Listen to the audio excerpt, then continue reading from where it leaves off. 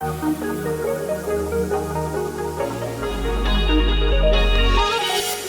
everybody, here are some of those top weather stories we are following for your Tuesday's fast forecast. Search and rescue efforts are ongoing in Middle Tennessee today.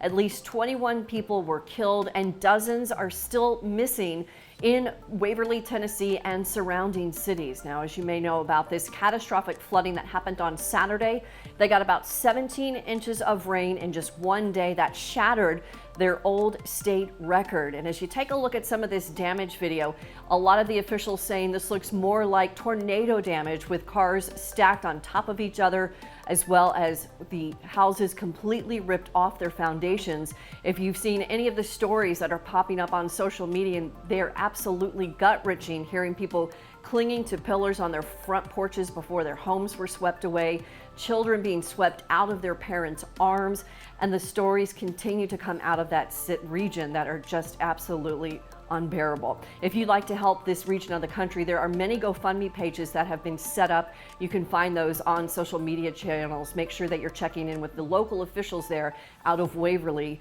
Tennessee, that are spearheading most of those efforts. By the way, the officials there say the damage swath is about 10 miles long, and that's because this region of Tennessee is surrounded by many creeks and rivers, and unfortunately they flooded out these towns when all of that water came rushing in. Our next video is going to switch gears now and move to Silvis, Illinois. This was a shelf cloud from yesterday. We've been tracking some severe weather across those Midwestern states, and we're going to tell you what the risk is for you today and as we get into this work week. Our last video is out of Parker, Colorado. This was from a couple of days ago when they were dealing with silver-sized hail in some cases. This particular video showing more like penny-sized hail. But many areas in parts of Colorado were reporting these hail storms that were pretty furious in that region of the country just about 4 to 5 days ago. As we take a look at the app first, I've got the big picture toggled on, so we're still dealing with a little bit of Henri. I'll talk about that in just a second. Also those storms across the midsection of the country, and we do have some weather across those western states as well. So let's take a look what's going on. We're going to talk about Henri first and the leftovers. Again, this system lost all of its tropical characteristics over the weekend, thankfully, but boy, what a mess this has been. We still have been dealing with torrential rains and persisting rains over parts of the New England states. It's been like this since it made landfall yet on Sunday, and the rain totals have been pretty impressive. So as you take a look at these, they're anywhere from 4 to 5 to 6, 7, up to 10 inches of rain being reported cumulatively from Henri. And some of the hardest hit areas have been parts of New Jersey, of course parts of New York, even parts of Rhode Island, and of course Connecticut, and then even back towards Pennsylvania. We've had some pretty decent returns as well, because these storms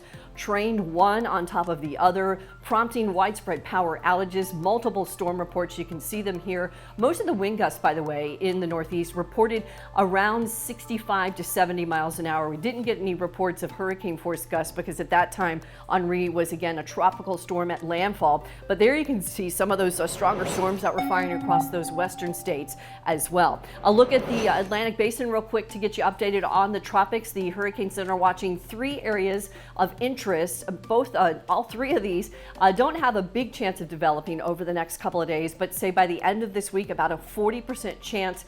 So we're watching that for you as well, and we'll let you know how that all plays out. Several of them could recurve and stay way deep in the Atlantic Basin. The one that's in the Caribbean bears some watching. A look at Henri and time lapse here. You can see over the weekend those storms were pretty intense as it made landfall. Thankfully, this was not as bad as we once anticipated, but still, it did pack a punch, and it's still creating some problems in the Northeast. Meanwhile, those storms are firing across the midsection of the country again today. As we look at our future cache, you can see those storms coming out of Bismarck, and they'll be tracking towards the east through parts of Minnesota and Wisconsin, down through the Great Lakes. And then as we get into Wednesday, early in the morning, we can see some pretty nasty storms firing on the backside of that system in Iowa, and then everything kind of lifts northward and eastward, moving through the midsection of the country into parts of Ohio as well. I'll look at the big picture yet again. We've got a big dome of high pressure across these western states, but we're also noticing some warmer weather creeping back into this area. We saw a break from the heat, but now those 90s are back in play, with 93 in Columbus, 89 for Cleveland, 91 Pittsburgh, 90 for New York City, 94 for Philadelphia, Philadelphia. And of course, folks that are without power in the New England states, that is going to feel pretty doggone hot with no air to cool you off. Midsection here, 98 St. Louis, 96 for Louisville, 96 for Nashville. We've got 92 for Charlotte. And then down across the deep south, Louisville, by the way, I said that wrong, Louisville, Kentucky.